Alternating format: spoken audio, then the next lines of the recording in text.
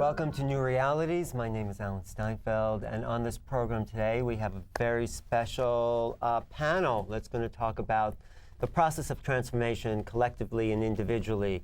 To my right is Dr. Joe Dispenza. He's a chiropractor. He's been in the movie What the Bleep, which really catapulted him and his understanding about how to evolve the brain to another level, and he's written a book called Evolve Your Brain, The Science of Changing Your Mind. That's Dr. Joe Dispenza. Thanks, Joe, for being here. Pleasure to be here, Alan. To my right is Marilyn Schlitz, and she's also written a book called Living Deeply, The Art and Science of Transformation in Everyday Life. Marilyn, thank you. Thank you. Okay. And to my left is a longtime guest of the show, Dr. Desiree Hurtak. She's an environmentalist. She's founder of the Academy for Future Science with her husband, Dr. Hurtak, and she'll be talking about the process of transformation. Thanks. And to my left here is Dr. J.J. Hurtak, the author of The Keys of Enoch and a book called The End of Suffering with Russell Targ. And he's been involved in global, planetary, and beyond forms of transformation. Thanks. So, let's just really get as real and as grounded as we can, because, we've been all talking about transformation for 20, 30 years. Is it happening? Are we deluding ourselves? Because there's a whole world out there that has no idea what any of us are talking about. So, where are we now in society in this process of a spiritual transformation? I think is what we all mean by transformation.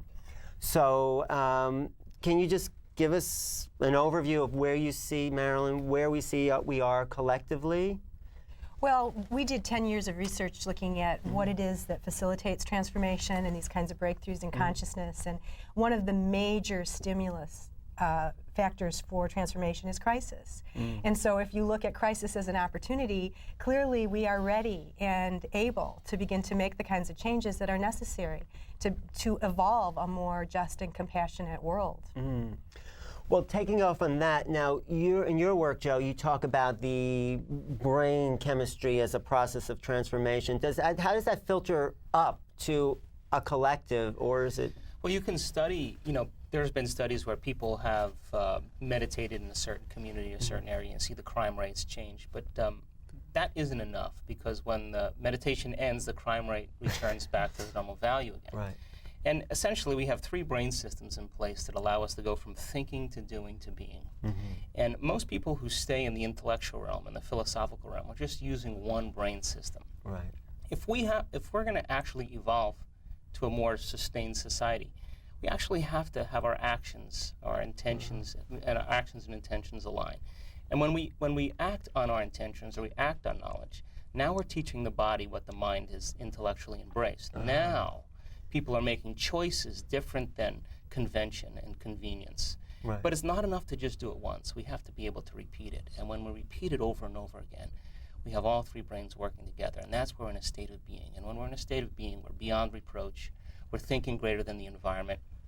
Nothing from our external world is causing us to waver from our beliefs and our understandings. Great. No, that makes sense, and I think that fits in with the work you're both doing with the. Yeah, go ahead, Desiree. Exactly. Yeah. In fact, we work with, of course, the consciousness field, and I think one of the main things, and I agree wholeheartedly with Joe, some people who are seeing the need to change are making the change, and that's really the good thing. They're starting to make the thoughts change, and I put as a priority the intention that people have. Everyone's writing their goals or figuring out their goals, and is that goal an I goal or a we goal? And that's the real important thing. And there's people who are doing that. But then at the same time, because we are in crisis, other people are just getting into fear. And when they get into fear, they get back to the I. And this is the problem. We need to really shift from that I to the we, and we need to see it as only being able to happen, I think, when we work collectively. And that's true what you're saying in this book, The End of Suffering.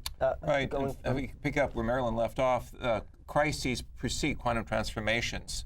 And if you look throughout the world, our world in great social and economic change requires a whole new paradigm or paradigms of consciousness synthesis, not simply going by one script, but the ability to realize that we are a blend of many happenings, many levels of experience. And we had the opportunity many years ago to work in South Africa before the change of the apartheid system. Working behind the scenes with psycholinguistics, with music, with cultural understanding, we were able to achieve a great breakthrough and work on both sides of the equation. So when the new government emerged, there was a sense of forgiveness. And South Africa is a model of a situation that was really perhaps the most despicable situation that was turned overnight to be the most respected situation. So it really comes down to seeing the greater plan of consciousness synthesis. So I get what we're all saying is that the real core groundwork that's been done and it's starting to filter up into a bigger society. I mean, that's sort of what I'm putting together by what everyone's saying in a sense. And so what you're saying is thinking, doing, and being. Thinking, acting, and being. So how do we then also bring that to a wider population? If I just yeah, add please. one thing, Yeah. I think that the first thing that we all have to do is gain knowledge. We have to gain information. Because every time we embrace new information, we're literally making a new mind. We're literally forcing the brain to work in new ways. And when people are stimulated by learning new things, they're going to more than likely begin to question the fundamental ways that they're living. And that should be the catapult to inspire them to begin to make different choices. Crisis, of course, is one of those shortcuts because we have to say, if I stay on this present course, I'm gonna be at my end. So people then become, be motivated by crisis. That's one avenue. But there's also another avenue where people begin to gain information and say, I can forecast where I'm going to be. And I'm going to begin to make choices without having to live in survival. And I think that there's enough common sense going on in human beings at this point, whether it's global issues or economic issues or political issues, where people are beginning to see through the veil and making different choices that really isn't so much spiritual. It's just a collective group of people that are all spiritual beings making different choices and questioning the nature of reality. Well, that makes sense. Does that make sense to you? Exactly. In fact, some of our work is to go back and look at some of the early Christian teachings of the Gnostics, and one of their main things was to get information, get wisdom, and to go beyond ignorance. And once you get beyond ignorance, you start knowing how to make decisions. And you also start understanding where even if we work in a group of people, if one person says they can build a better bridge and the other one does too, who do we go with? How do we work collectively on that? It takes the wisdom and the knowledge to get beyond the ignorance of understanding who has to make the right decisions and how we can work collectively. Right, but I mean, okay, so we need the knowledge, but do we really know where we're going? You've had some uplifting experiences, but do we know, we have an idea, but we're not there. We're in the process, we're in the cocoon, we're not the butterfly. So do we know where we're going? Do we have enough knowledge to lead maybe to the next step, but do we ultimately see where we're I think we can say to be? In this age of information evolution, revolution, we have technical advantages that were not there several generations ago. And with the avalanche of new films, such as What the Bleep, and work that we've done with the light body, there is an understanding that one can, shall we say, bring in other highlighting elements of how we interact, how we can see a pluralistic culture come together, how we can forge a unity of hearts, minds, and spirits beyond intellectual language. And $10 words of neurobiologists who are speaking only to the intellectual few, we see the drama of a critical mass really coming to the fore. And this is the most exciting thing that we've seen at the United Nations. There's more and more social scientists, futurists, shamans that are sitting down and sharing ideas as to Mother Earth, a common future we all share. And go ahead. I wanted to sort of build on a couple of the comments and say that new knowledge is vitally important, but experience is vitally important. And to be able to show people from a first-person perspective a broader sense of possibility. And when people begin to have these experiences and then to do the knowledge gathering to begin to understand how these sort of openings can begin to lead to a different map or a different model of what's possible. And then in terms of do we know where we're going, I would say we don't entirely know, and one of the challenges and the opportunities of our time is to stay open in the question. What we do know is that there is now an unprecedented convergence of different worldviews, belief systems, models of reality. And so one of the challenges of 21st century living, I think, is how do we hold the multiplicity of these different models in such a way that we're creating almost a different worldview that is capable of holding paradox and ambiguity, and allow us to do that with, a sense of integrity. Right. No, I think it is paradox and ambiguity that leads to the formation of a new worldview, a new paradigm of thought. So if we were to use, let's say, Joe's technology and for yourself, what do you see the future looking like if everyone was to evolve their brain? So let's give us a map. That's what I'm saying. So we have something. So it's absolutely correct that experience is a fundamental element. And experience is when we actually modify our behavior. We use new information and we do something different. And when we do that, we have a new experience. That new experience breeds a new emotion or a new feeling. We can say, I remember this experience because I've done something differently. That essentially is teaching the body what the mind has learned. Right. The problem, I think, with our culture is that there's a lot of delusion going on, and there's a lot of confusion going on about what the nature of reality really is presenting to us through media, through television, through internet, and the more we live in those difficult emotional states, the survival states I call them, of fear and anxiety and worry, there's always a gap between the way we appear and the way we really are, and we use the environment to remember people and circumstances and situations and events to try to reinforce ourselves as a separate person or as an individual. But we reach a certain point in our life, I think, where we begin to question, is this all there is? Can I do better? I'm unhappy. And I don't want to go on living this way. I don't want to keep the facade up and keep all that energy going. That moment, I think, when people begin to look at themselves and self-reflect, and they begin to eliminate some of those emotional states through certain technologies or through certain ways of meditation or contemplation or disciplines. That gap begins to close down, and we develop more of a transparency so that how we appear is who we really are. And we become more concerned about the whole. Because I think once we get everything we want, the next thing we really ask is, how can I contribute? How am I going to make a difference on the planet? And I think that we have to begin to remodel that understanding so people can say, look, when I do the work and I move to more altruistic states of mind, and I see that these emotional states are really undermining my greatness, and once that person breaks through, the side effect of that transformation is that they want to give, because that feeling of breakthrough is a feeling of joy and love and self-expression. And then you want to share that feeling with somebody else. So what do? You become selfless, you give. Yeah, no, I think that's really good, because I think the work of the Academy for Future Science with Desiree and Dr. Hurtak, they're really about that. So Right, so to reinforce what you were saying, I think first it does come with an awareness that you have to have. And one of the things that the Hopis talk about is people tend to hold on to the shoreline. They're not willing to go with the changes that are going on. And it says, let go of that shoreline, go with the flow. So not only is it awareness through knowledge, but also the still small voice within that hopefully has been educated in a certain higher consciousness realm, which I believe exists out there. And once you let go and you go with that flow, then you are directed into a higher oneness. And then that also helps us to share together, to work together, to understand together. Because I believe once we go with the flow, we are going into that cosmic consciousness level.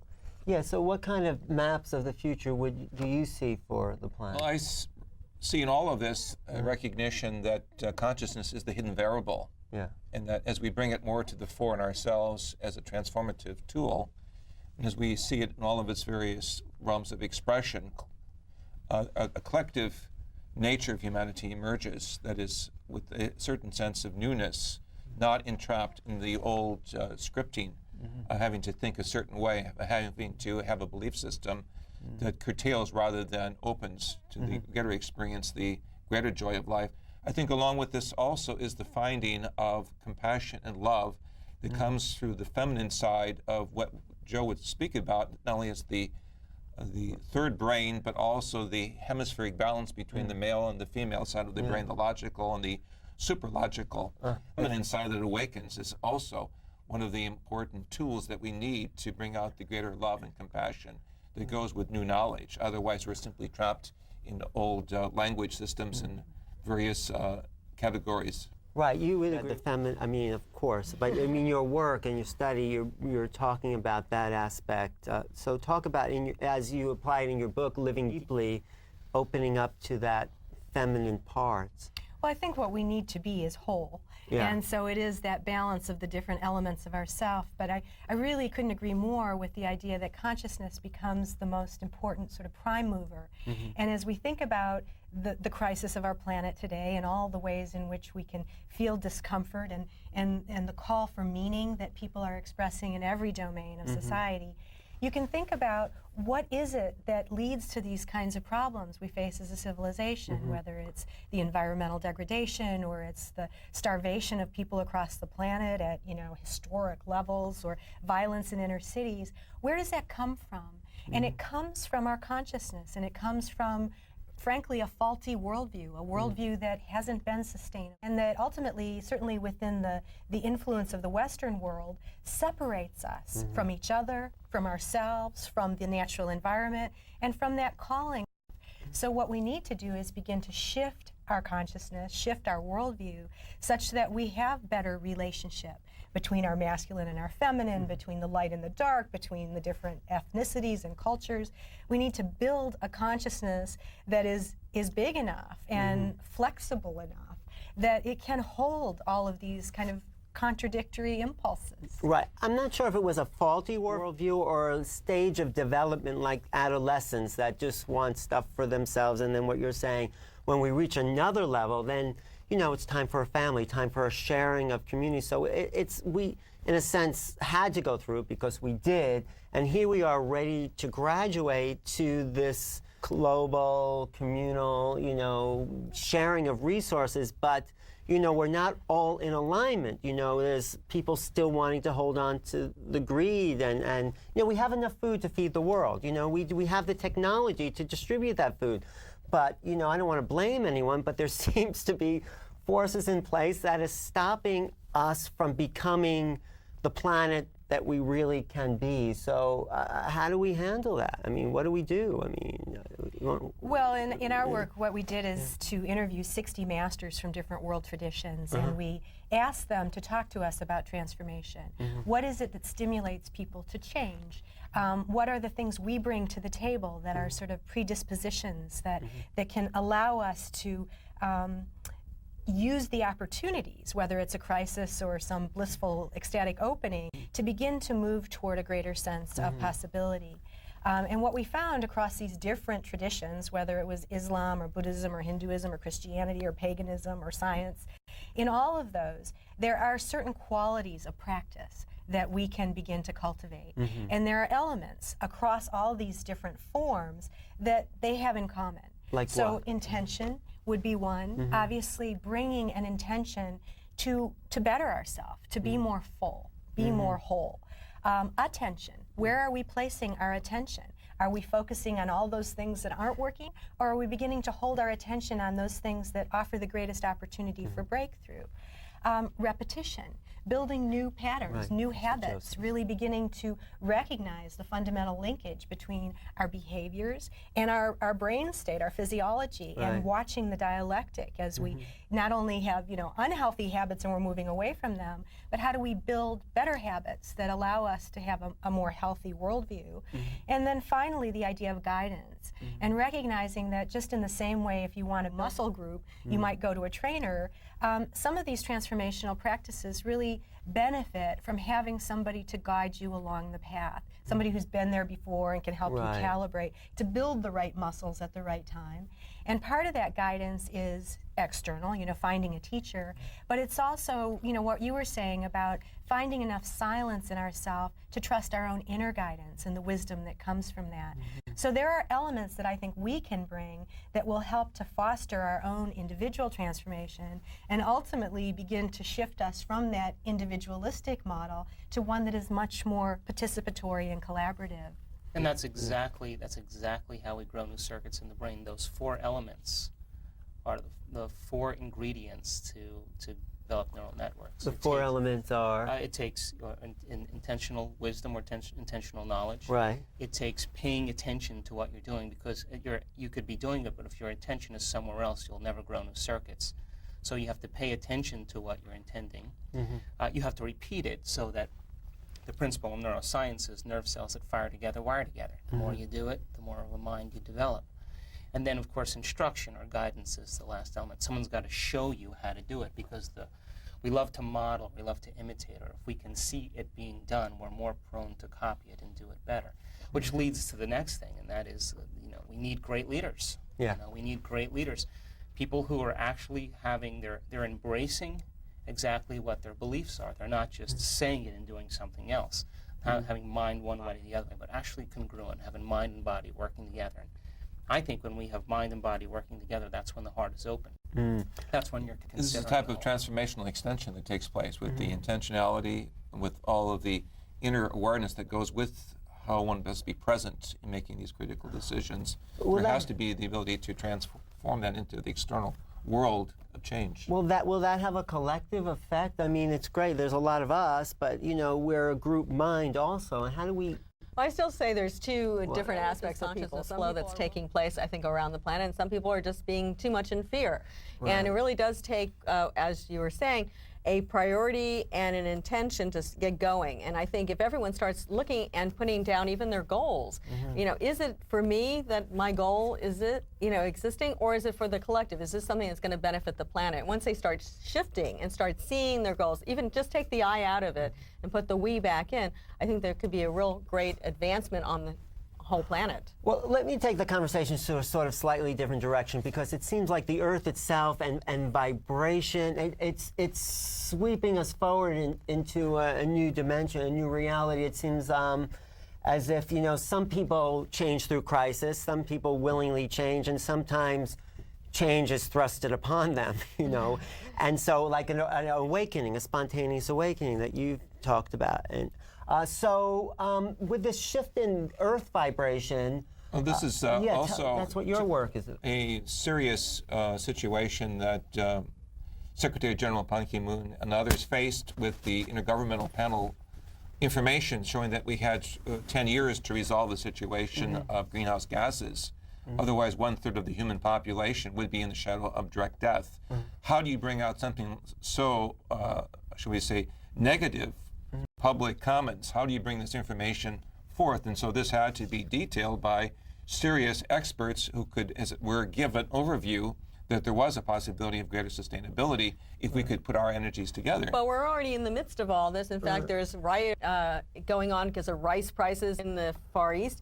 And the idea is that we can all riot and say, I want my bag of rice, or we can start learning how to share the bag of rice. So I think we're being pushed to learning how to share. And if we don't learn how to share, then we will have some more... Or to even grow your own rice. Yeah, okay, that's a way of sharing. I'm not just but not just for you, for everybody. Not for everybody. But I'm not just talking about the negative crisis. I'm also talking about the positive boost that it seems like Earth as a conscious being is giving us in a way. How do we make known the unknown to people who aren't aware of what the unknown is? It's about living by example.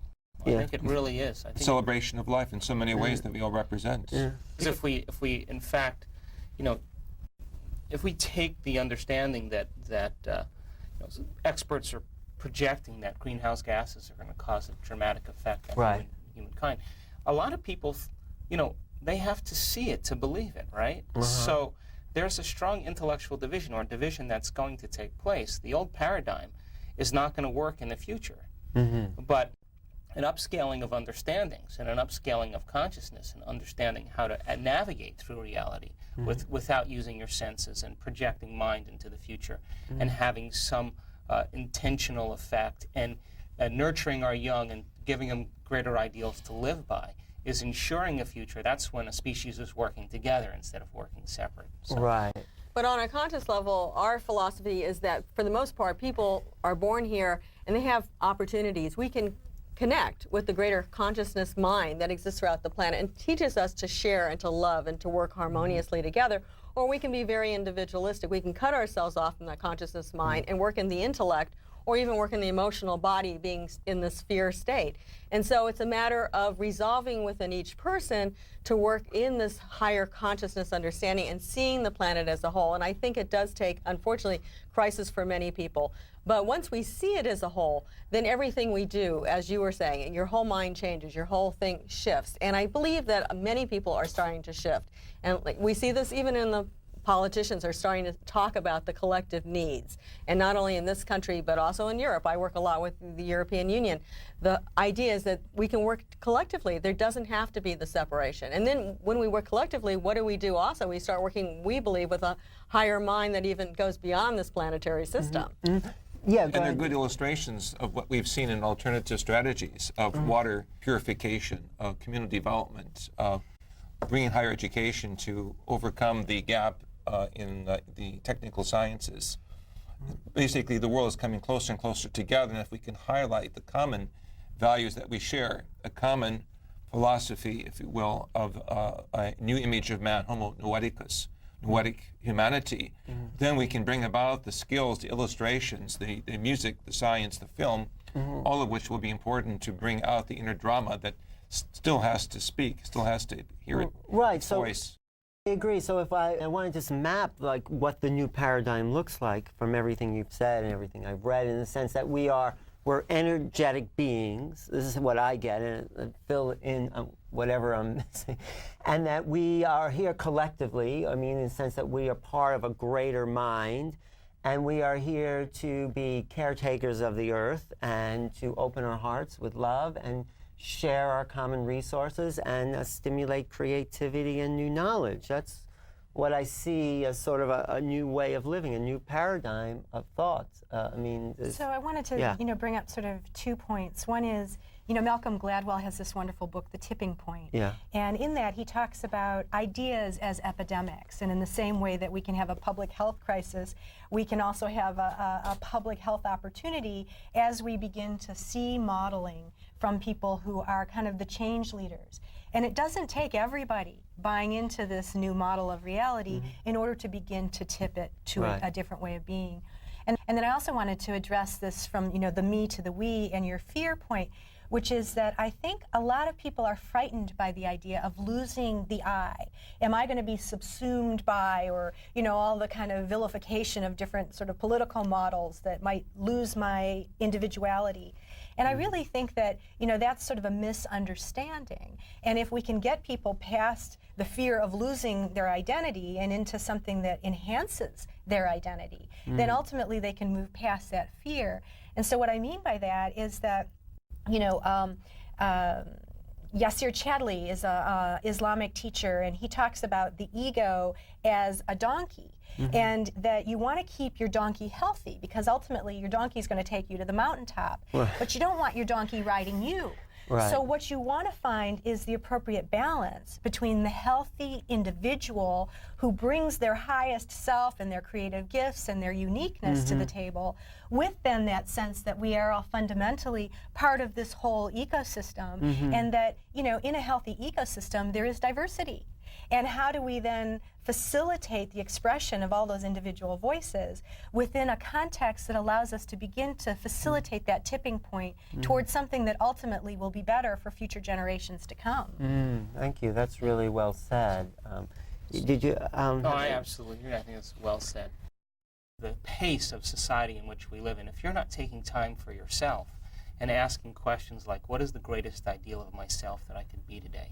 What do I want to change? How could I contribute? If you're not asking those questions, what emotional state am I living by that no longer serves me?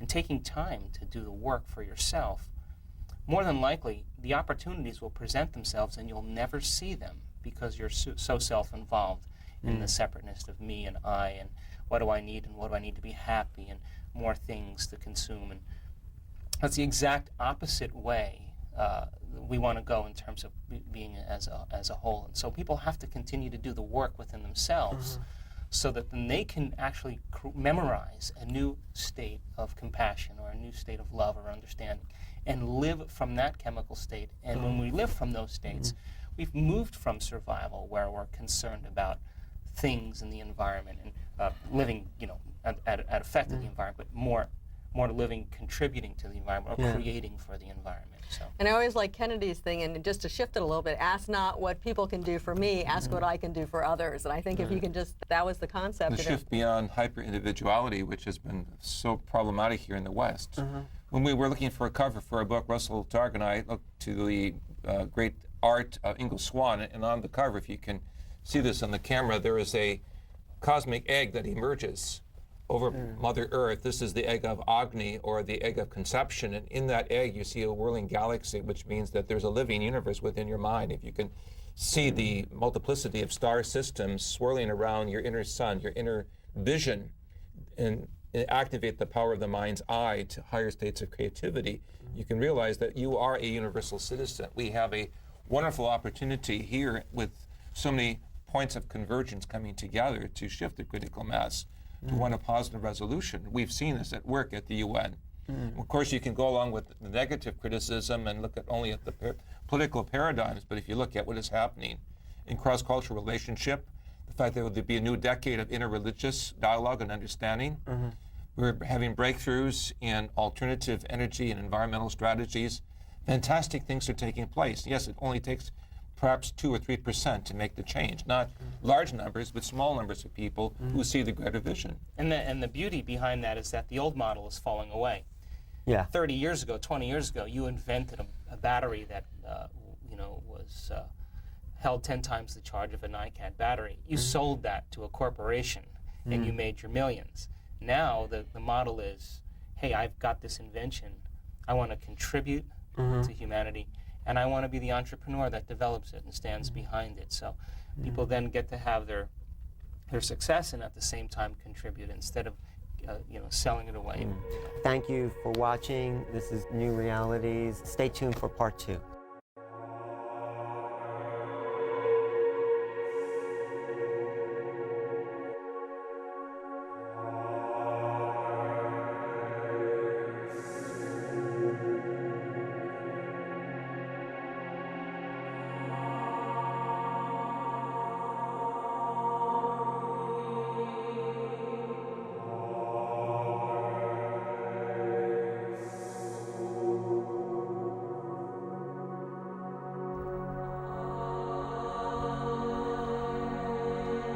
Welcome back to Newrealities. We're talking to world leaders about transformation, world leaders in the sense that they've come forward out of an awakening spiritual tradition, new tradition that's emerging in this country to formulate new ideas of where we're evolving to as a culture. So I'm here. I think we all brought into our discussion the fact that we live in a very important time of transformation.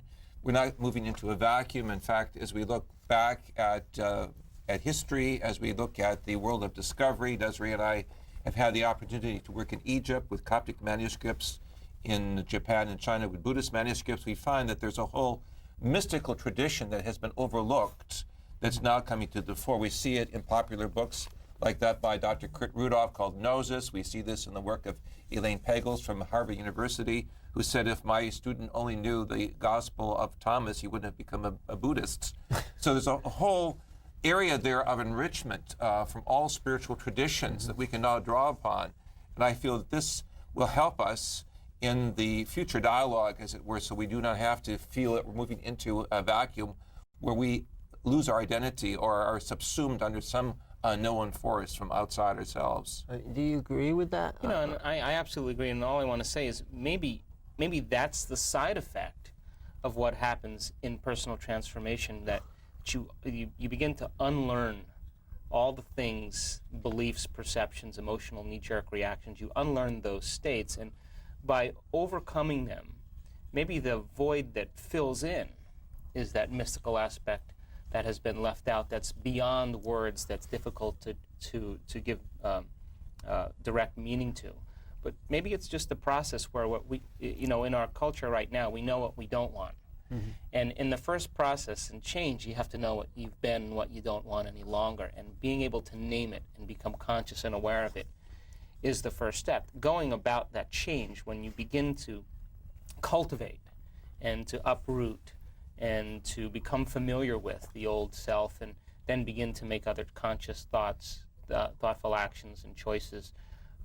And as you begin to transform, maybe the void that's filled in then is that spiritual aspect that then mystics and ancient doctrines have been trying to give meaning to for so long.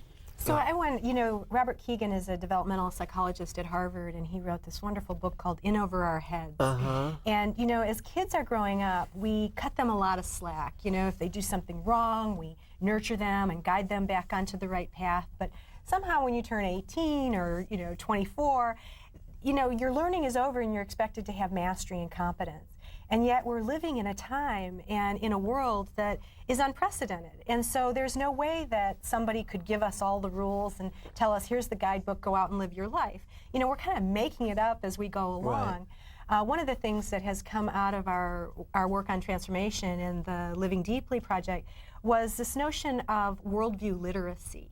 The idea that there are actually skill sets that we're capable of learning that allow us to have more reverence and more opening to these kinds of multiplicities of different perspectives. And I think a big part of worldview literacy is this notion that we can't possibly attend to everything. And in fact, our culture gives us sort of blinders that inhibit our capacity to see things that aren't within the dominant status quo. So how can we learn new skill sets that will allow us to attend to the fact that we're not seeing lots of things? Just being aware of what we're not aware of is a step in the right direction. Right. So to combine what you're sort of saying is there's the mystical side to religion, and then there's the mystical side to the everyday experience of awakening. And so I have to say, for my part, about religion seems to have gotten in the way, and they're part of the problem. And they've given us, this is my opinion, an old set of dogmas that have enslaved the world to a paradigm that's been dominated by control. If we could open up to the mystical essence of everyday experience, then maybe there's some great stuff in the old literature, but maybe we can reinvent it, or I don't know. But I wouldn't want to go back to the religions. We must make a distinction between religion, from the word religio, which means to bind the hands of God, and spirituality, which is to liberate the inner self and to find the divine spark within all. And this is why astronaut Mitchell came upon this wonderful term noetic, Noetic Institute of Noetic Studies, which is a play upon the word gnosis, the Greek word for knowledge, the inner knowledge that Joe was speaking of in part one. Finding that inner knowledge doesn't have to be knowledge that's restrictive, that's dominating, that's judgmental. It can be the knowledge of realizing that we are all spiritual beings and all life is sacred, and we have this responsibility to come out of our shell or our quote-unquote mystical tradition and realize that the whole aspect of life is God. The process of life is the experience of sharing divinity in all of its wonderful colors and forms. And I'd like to add that, you can't really throw the whole past of religion out, although in terms of the institutions, perhaps they've been constructed as individual kind of situations, but ultimately the practices like meditation, I think, that's something that has come down through generations, or prayer, which in a sense could be tapping into a higher sense of divinity within and without, if you activate those aspects, which is the mystical. Right. So I think you have to be able to accept the past as well, but then move on to the present. And I also want to say that I think it's very important to work with this collective mindset, because young people now, going back to Which collective mindset? Of understanding the collective working together and seeing yourself not as individualistic. For example, if I can go back, since you asked that question, in End of Suffering, the book talked about the philosophy of Nagarjuna. And his philosophy is stop seeing yourself as just me. Right. See yourself as you and all of us together. That's who we are. Second century Buddhist mystic writer. So you can't really throw that out, because that's what we're talking about now. See us like as I can feel, Joe, I can feel, Marilyn, I can feel all of us together. We're really collective, and we just have to understand that. Well, I think what you're all getting at is other ways of knowing. We've been so trapped into the analytical, logical left brain, and there's other ways of knowing, like you say in your book, surrendering to the mystery.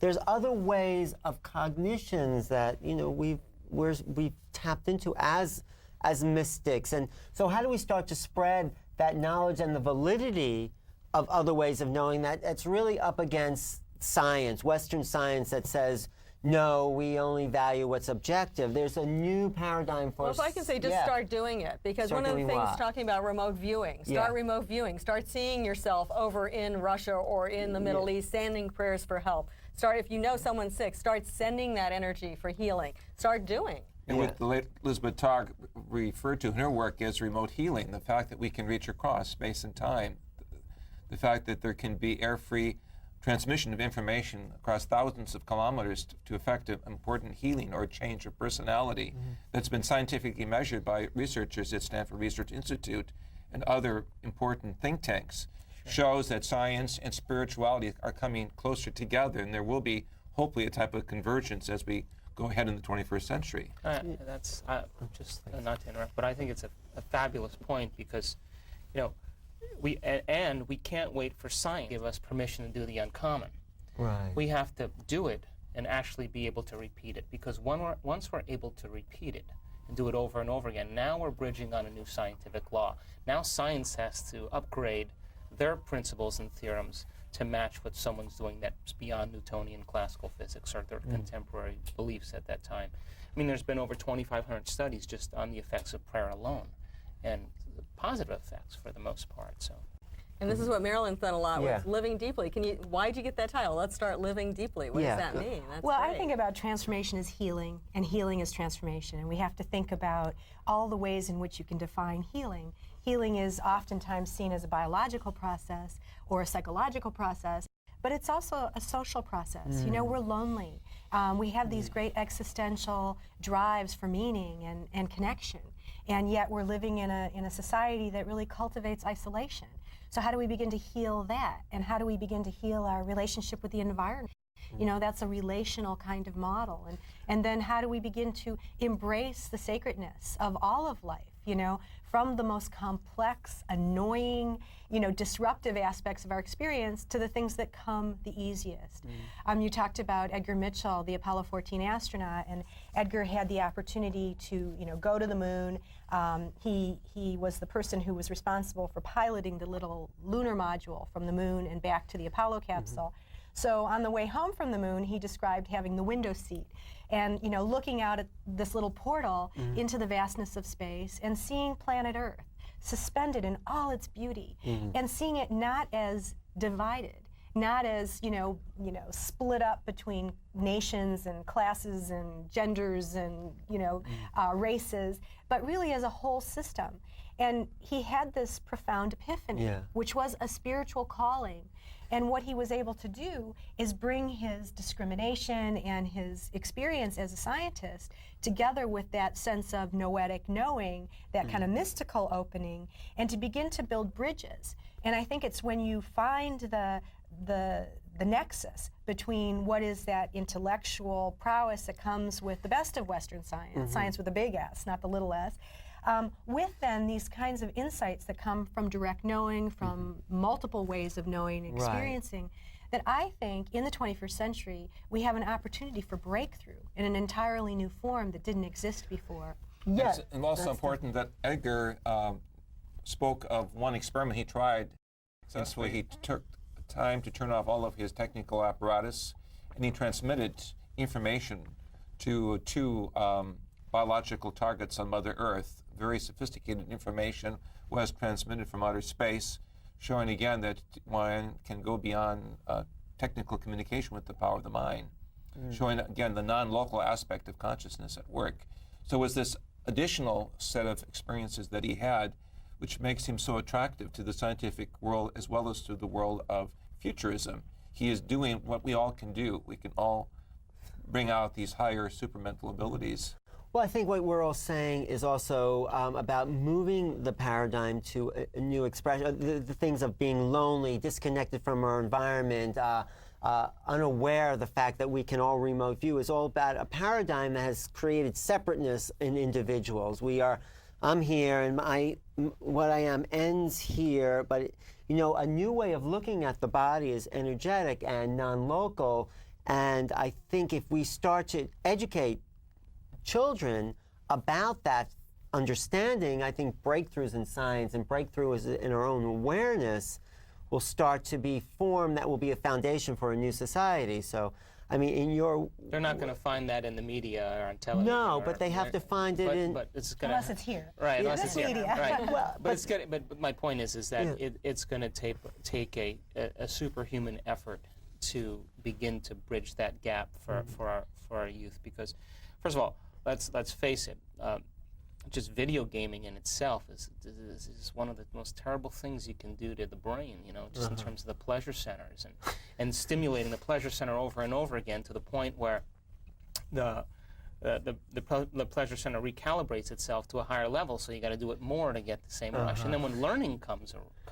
the opportunity to learn, and learn should be a reward in itself. If you don't get that same pleasurable rush that you get from the video game, the attention spans wane. So how do we create a new model that is inclusive? And in the beginning, I think the haves have to transform themselves by taking care of the have-nots. I mean, a single mother who has 3 kids, who's working 2 jobs, if you talk to them about consciousness and about some of these things, they're more concerned about how they're going to pay their card bill, right? So the person starving in Ethiopia isn't going to have the same concerns as the Western world. So there has to be a reformation that has to take place where the people who have the sensibilities and have the understandings have to begin to make a global difference, because first of all, they're the living example of it, and second of all, they have an abundance within them to be able to share it without conditions. So I love to think about creating an Apollo program for the 21st century.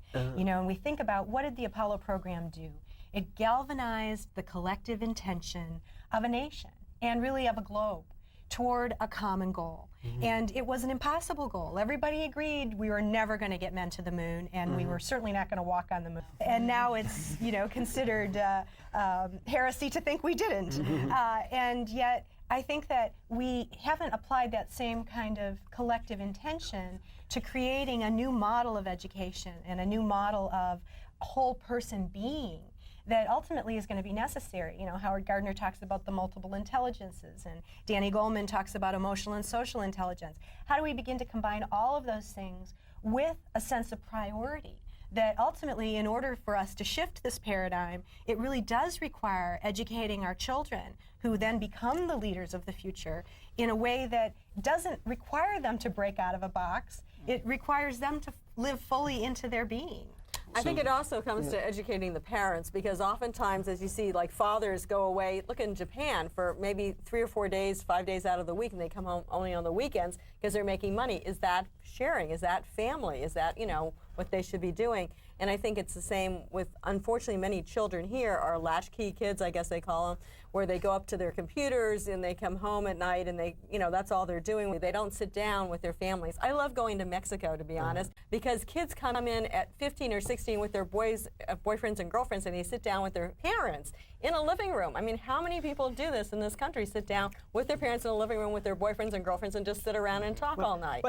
Right, so it's socio-political, the part of the problem here, and creating a new structure for something new.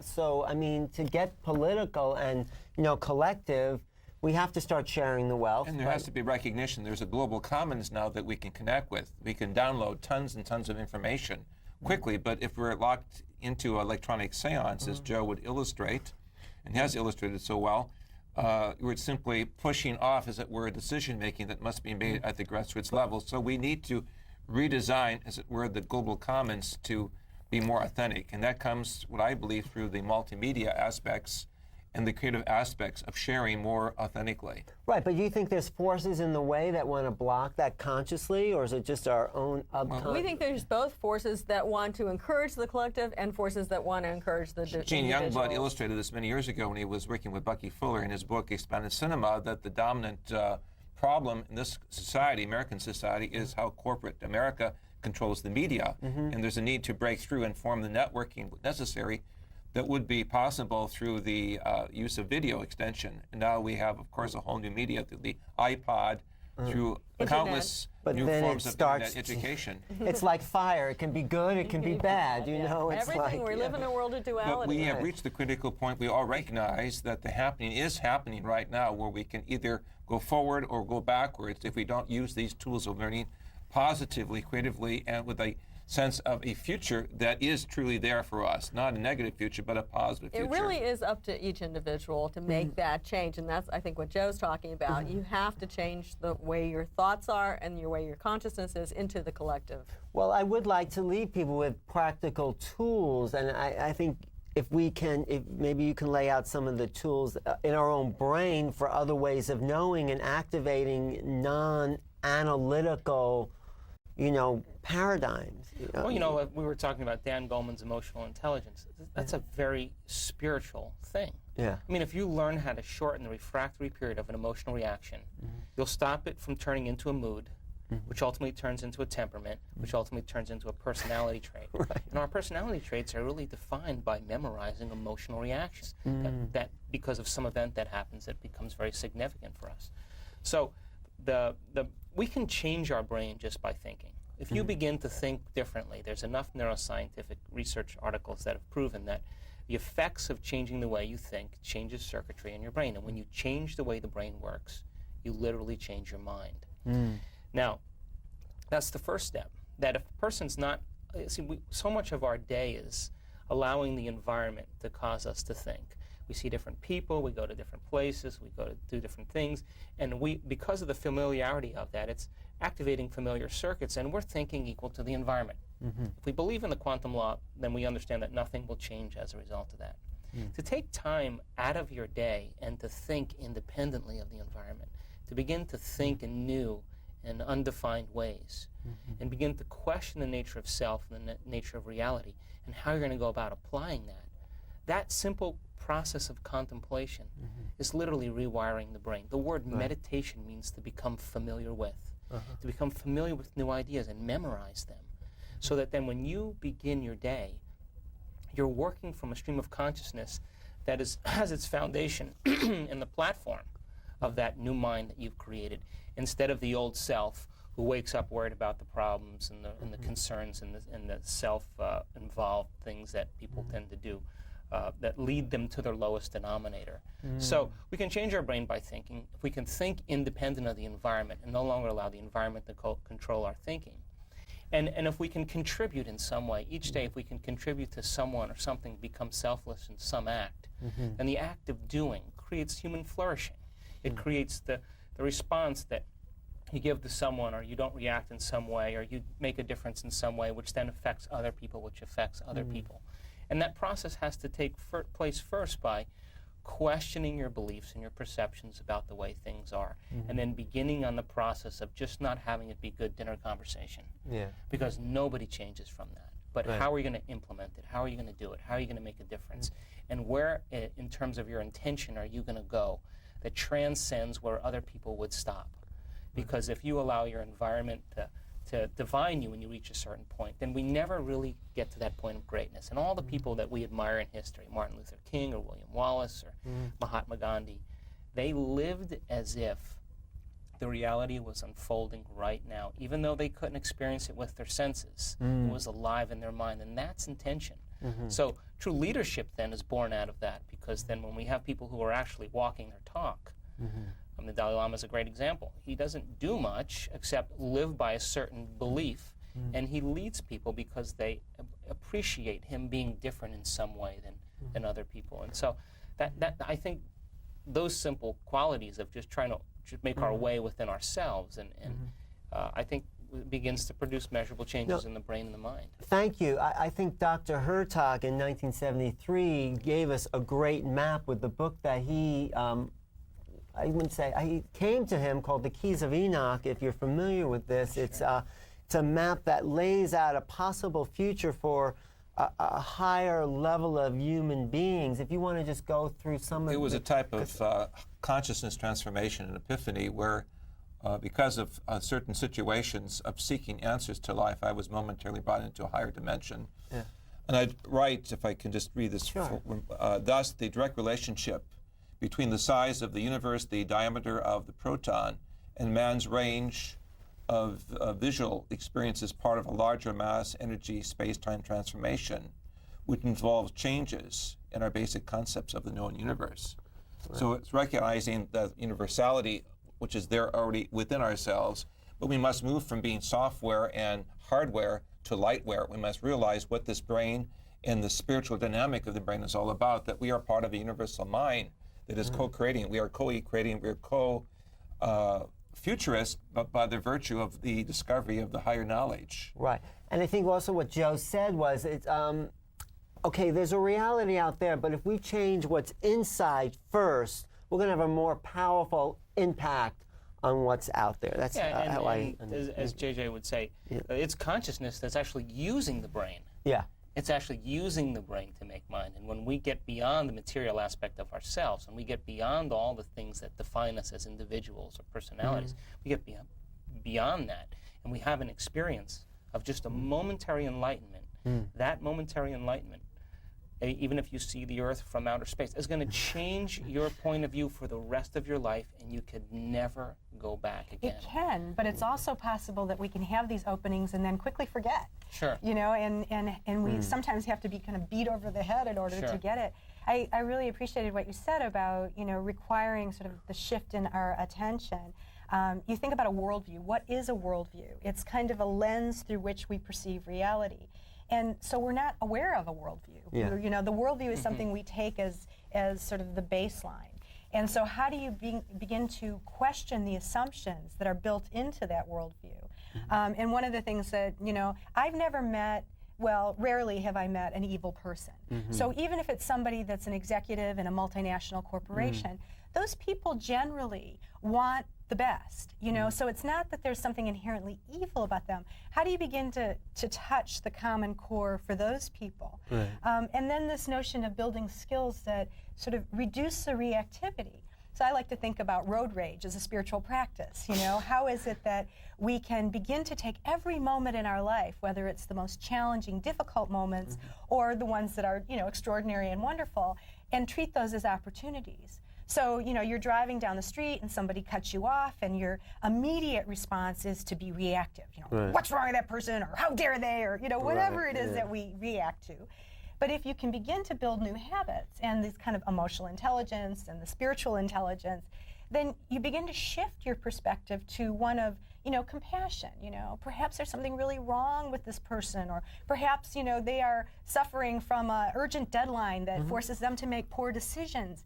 Once you move into that place of compassion, or I've been there, right? Oh, wow. or I've done empathy, that. right? Empathy. I've done that, you know, and then you can no longer be reactive in that angry sense, but you suddenly begin to come from a different place, and the person who benefits most from that is the me. By entertaining the we and embracing the other in this way, ultimately we reduce the stresses on our body and the emotional stresses and the psychological stresses, and we become happier, healthier people. So, I mean, I think that, you know, if you have to be strategic about this, sometimes perhaps the best mechanism for changing the paradigm is to appeal to self-interest and really look at how it is that the individual does benefit by connecting more to the whole. And then everything begins to sort of catapult upon that in ways that are ultimately redeeming. So it's this ontology of unification, of being unity in one's inner awareness. Using the ego as well to kind of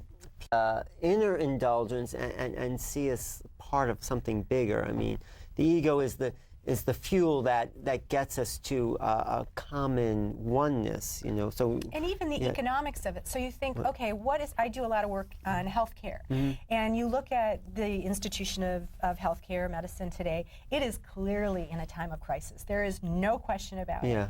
And so then you think, okay, how do we begin to shift it such that consciousness and healing become more the focus than disease? And so we've done these studies. John Aston has done some remarkable work looking at how familiar are physicians with the mind-body evidence. So the evidence base that says clearly there's a relationship between the way we think and the way we emote and our physiology. So you can ask all these physicians, are you aware of this? And they say, yes, I'm aware of it. Well, do you use it? Well, no. So then you think, okay, how do I really begin to affect the change in the institution? Well, the bottom line is, can you show that it increases cost benefit? And that might sound like it's, you know, going from the wrong direction, but I ultimately think if you could begin to meet people where they are and to say, okay, you're a C-suite person, an administrator in a large medical center. Obviously, you have to be responsible for the economics of what you're facilitating here in this institution. Well, coming with that is the idea that you're ultimately creating a healing system rather than a disease system. And whatever motivates it, if it can begin to transform it, then it creates a different model and a different worldview. And I think then we begin to live into something that's ultimately much more sustainable than what we're dealing with today. And I agree. I don't think that there is really evil people. I mean, there's maybe a few historically on the planet, but most people are just coming from their own individual perspectives. And you just need to shift that perspective a little bit for them to start seeing other people incorporated as part of that worldview. And I think the Buddhists have done that. They say, you know, step out of your body and look back at yourself from another position. Step into the body of the person doing the road rage and see, you know, that he's probably trying to really do what he needs to do from his own perspective. He's not trying to hurt you at all. So it's like a way of opening up your consciousness. We truly believe in something called care. You have to have care for others, and that comes from conscious awareness, the CA, and then RE, relaxed experience. And you don't overreact. You take it easy. You understand that other people have their own agendas, and you have to start working with their agenda as a collective wholeness. And we also believe very strongly that people should take out time every morning and even the evening, if possible, for prayer, meditation, whatever practice you normally do, to separate yourself a little bit from what we call the chaos of the world. And when you do that, you start healing yourself as well, because you start bringing in what we consider that consciousness. That consciousness, for those, maybe the listening audience who aren't as familiar as we are, we don't think the consciousness is right in the brain. We think consciousness is a more global field. And so it's the brain that's trying to tune into consciousness, but usually only through its own little blinders. Right. I mean, what I'm hearing, and the problem that I think some people might have is this understanding of this inner experience, valuing that, but also detaching from the ego sense of self. So I value my inner experience, but I don't want to create an ego-based worldview, which is where we've been, but I also want to bring it back to what's inner. So how do we combine, you know what I'm asking? So we have these two seemingly different parts of a new emerging worldview. Value your own experience and don't make it about just you. Well, there's a narcissistic impulse that sometimes comes from these practices, which is, you know, how can I make myself better? And I think ultimately, you know, that may be a starting point. And if that's where the person is, that's the appropriate starting point. My experience of looking at transformation, not only, you know, amongst the adepts and the people that are like the skilled teachers or masters, but, you know, a Vietnam vet who was in the battlefield and had an epiphany, or the mother of 3 who never meditated a moment in her life and suddenly had a breakthrough about how to heal her daughter. You know, how do you begin to appeal to these people where they are, to nourish that sense of looking inner, but recognizing that in that process comes a shift to a greater awareness and responsibility for the collective, a greater sense of unity. And it certainly doesn't require going to outer space to have these experiences. It requires simply looking toward inner space. And, you know, again, going back to the Apollo program, Edgar Mitchell's epiphany was, think of all the money and the resources we've directed toward an exploration of outer space. And it's a beautiful thing. I've watched the space shuttle take off, and, you know, Newtonian physics is alive and well, and it's a good thing. It's just not the complete story. So how do you begin to take that same body of resources and the same sort of acumen and political power and direct it toward an exploration of inner space? And how do we begin to really map the powers and potentials of our consciousness in such a way that we can shift this paradigm? So how? Well, just give me, like you're asking how, but do you have any answers how? Well, I think as people become more in touch with their own direct experience, as we can create social meaning such that people who have these openings, these little glimmers of insight, don't just forget the next day because there's no social container for it. How do we begin to speak with each other in a way that gives ourselves permission to think this way and to then begin to live into it in a new way?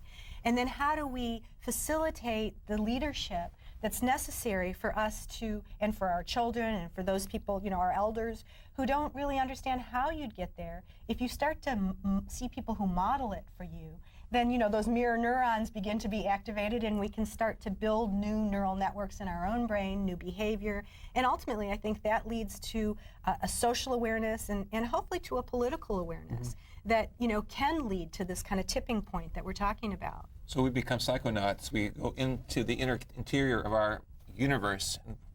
We swim in inner space. We begin to discover ourselves in new ways, and new directions appear to us because we let go of the old scripting. And any comments about how people can open up to the mystical, to value their an experience that is out of the ordinary, like you? Well, the mind works in billions of data bits that is processed, and great scholars and neurobiologists have looked at the patterns of recognition, and we have found through our work with skilled musicians and composers like Alice Coltrane, there's a type of super soul that can be awakened by a certain type of music that's in attunement with greater forces of love and consciousness unity. And emphasizing this type of new music, we feel that there is an emergence of a world culture not taking place. But I would say also just when you collectively work with your own goals, so to speak, or take your own goals and try putting them out and then seeing if they manifest that way. When you start seeing your goals manifest in terms of a positive thing, you start moving in that direction, and hopefully those goals incorporate other people. And as other people are incorporated into that, you start growing and understanding there's this cosmic field that you're a part of, and you can make changes. And then again, you go back to remote viewing or to remote healing, you can actually do things. So I think it starts from within, but it starts with the right goals of the collective work and seeing them actually manifest, and they will manifest. Right. No, I think so. And then when intention is a skill, the more you practice it, the better you get at it. Prayer is a skill. The more you take time to connect with the greater mind and become selfless and forget about yourself, that's just like hitting a tennis ball or anything well. else. True. You get better at it. Yeah. And when you get better, there's that feeling of hitting the tennis ball in the sweet spot that you feel internally.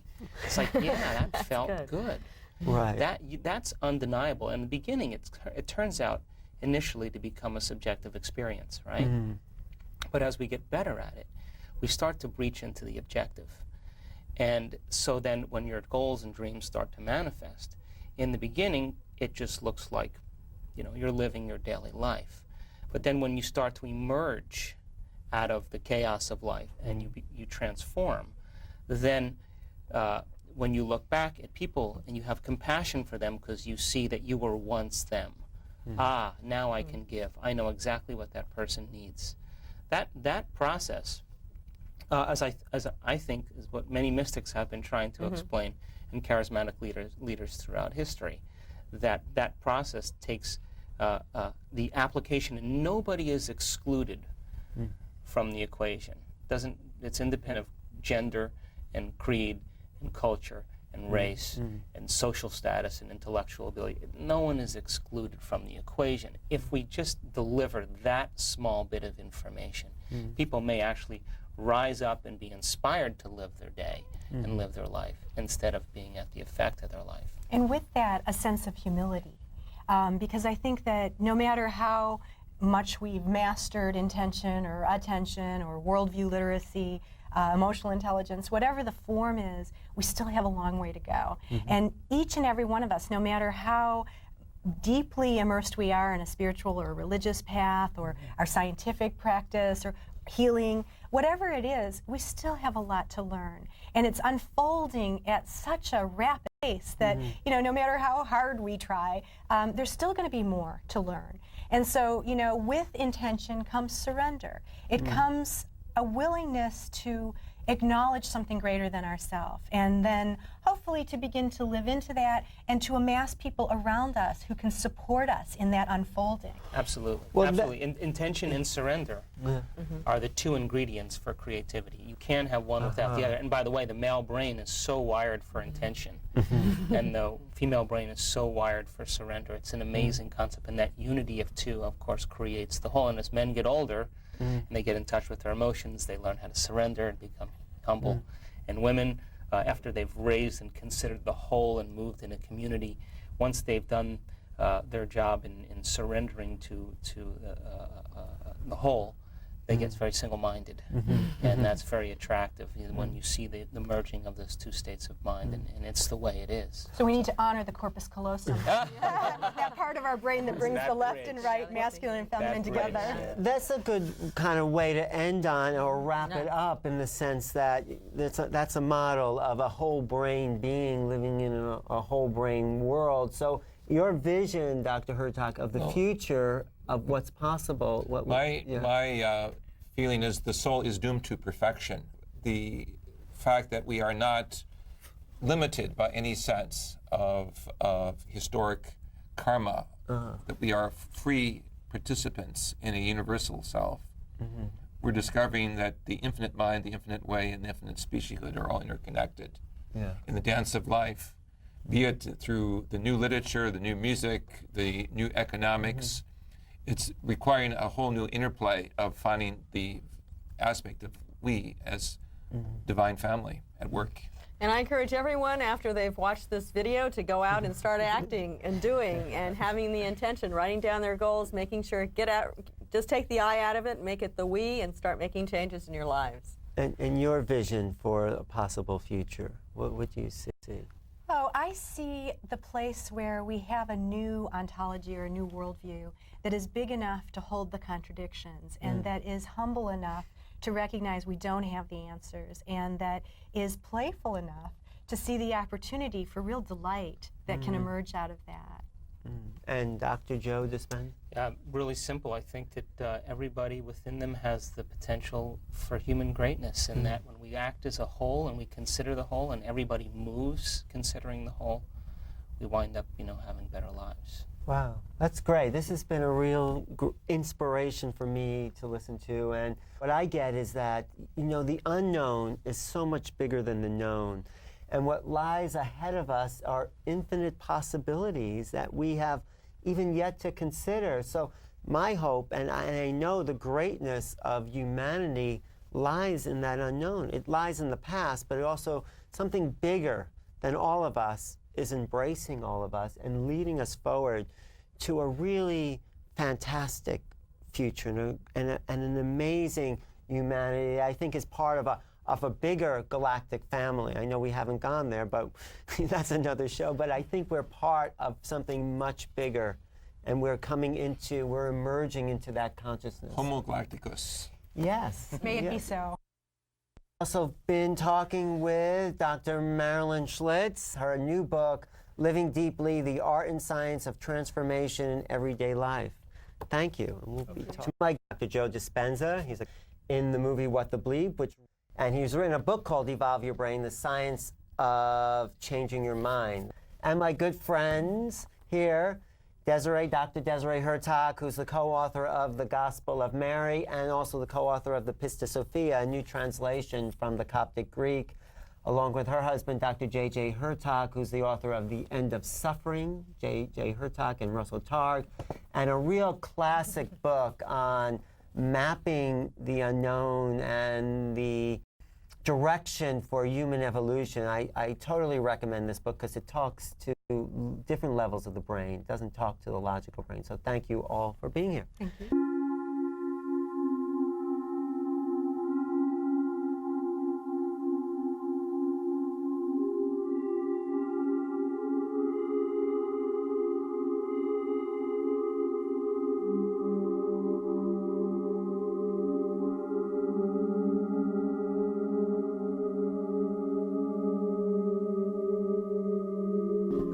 I'm Steinfeld for Newrealities.